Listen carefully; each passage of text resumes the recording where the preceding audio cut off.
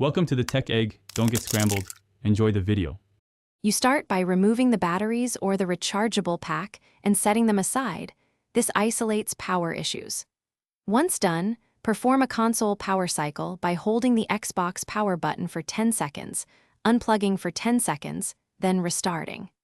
Next, plug the controller directly into the console with a known good USB cable so it stays powered while you continue. This rules out battery and wireless dropouts early and gets you into firmware and pairing steps without wasted troubleshooting time.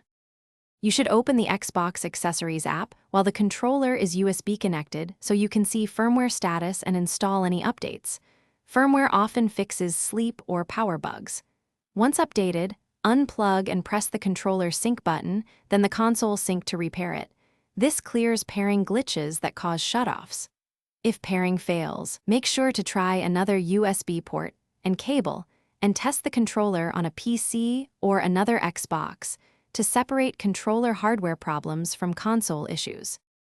Finish by installing fresh batteries or a fully charged battery pack, and then perform a controller reset by holding sync, menu, and view buttons for about 10 seconds to clear internal state. After that, repair the controller to the console. If the controller still turns off, change the console power settings to avoid deep sleep and test another controller on your Xbox. This isolates whether the problem is the controller or the console. If the controller is faulty, replacement or warranty service is the next step. Thanks for watching. Consider subscribing if I helped unscramble your problems.